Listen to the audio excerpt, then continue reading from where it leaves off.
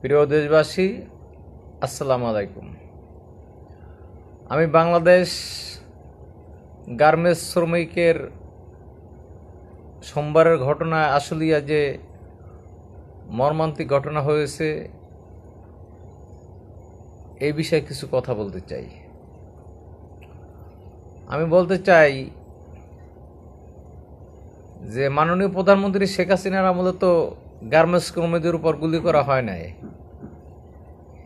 এখন অন্তর্বর্তীকালীন সরকারের উপদেষ্টারা জাস্ট একটা বড়ই গাছের মতো। এদের কোনো আইন, এদের কোনো কিছুই, হয়তো গণতন্ত্রের সরকার বিএনপি আসুক বা আওয়ামী লীগ আসুক, বড়ই পাকতে যেভাবে ঝাঁকি দিলে পড়ে যায়, এদের আইন এভাবে ঝাঁকি দিলে পড়ে যাবে। কিন্তু এরা প্রশাসনকে ব্যবহার করে, যাদের কারণে আজকে বাংলাদেশ টিকে আছে, সাধারণ শ্রমিক, তাদের উপর গুলি করে হত্যা করেছে। আমি বলতে চাই যে সকল শ্রমিকের পাওনা দাওনা বুঝিয়ে দিয়ে তাদেরকে সুযোগ সুবিধা ফ্যাসিলিটি সম্পূর্ণ দেওয়া হোক, নয়তো বাংলাদেশের সকল শ্রমিক, গার্মেন্টস শ্রমিকরা আবার মাঠে নামবে। তাদের এক ফোঁটা ঘামের দাম কেউ দিতে পারবে না। আজকে তাদের জীবন চলে যাচ্ছে।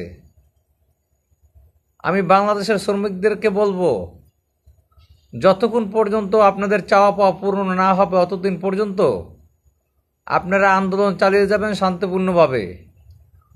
পুলিশ প্রশাসনকে প্রতিপক্ষ বানাবেন না। প্রধান উপদেষ্টা সহ সব উপদেষ্টাদের কার্যালয় ঘেরাও করবেন, ডিসি অফিস ঘেরাও করবেন, কিন্তু আইন নিজের হাতে তুলে নেবেন না।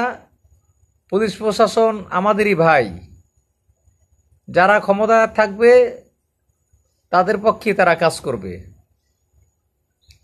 কিন্তু বাংলার কোনো সম্পদ আপনারা নষ্ট করবেন না।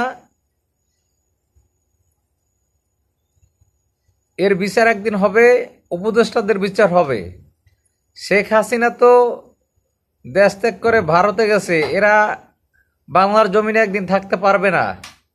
বাংলার জনগণের রোশনালে পরে এরা দেশ ত্যাগ করবে, আর যারা বাংলাদেশে ধরা খাবে তাদের অবস্থা যে কি হবে সৃষ্টিকর্তাই ভালো জানে। হয়তো পঙ্গুত্ব বরণ করবে, আর এদের নামগুলা কলমের কালিতে লেখা হবে না, কয়লা দিয়ে লেখা হবে। কারণ এরা 2 মাসে যা বাংলার জনগণকে উপহার দিয়েছে, বাংলাদেশের মানুষ কোনোদিনও ভুলবে না। এদের পিছনে দালাল আছে পাকিস্তান, জঙ্গি আমেরিকা। আর আমেরিকা যার গলা ধরে, আমেরিকা তাকে শেষ করে দেয়। প্রধান উপদেষ্টা সাহেব এর গলা ধরেছে বাইডেন।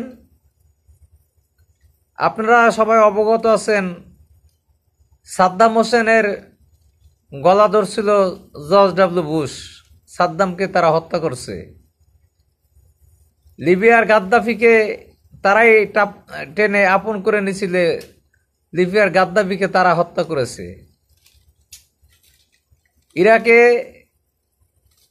তারা সেনাবাহিনী পাঠিয়েছিল, এখন লেজ গুটিয়ে কুকুরের মতো পালাচ্ছে। কারণ আমেরিকা হলে শক্তের ভক্ত, নরমের জম।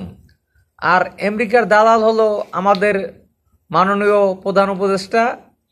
আপনারা সবাই সতর্ক থাকবেন, সতর্কভাবে আপনাদের আন্দোলন চালিয়ে যাবেন। আন্দোলন বন্ধ করা যাবে না। আপনাদের পাওনা আপনাদের আন্দোলন করে আদায় করতে হবে। এই সরকার আপনাদেরকে দেবে না, আন্দোলন করতে হবে। কিন্তু পুলিশ, সেনাবাহিনী, র্যাব এদের কারো প্রতিপক্ষ বানানো যাবে না। তারা তো আমাদেরই ভাই। পুলিশে এই 2 মাস ঠিকভাবে ডিউটি করে না বিধে আজকে দেশের এই অবস্থা। আর পুলিশ ডিউটি করবে বা কেন?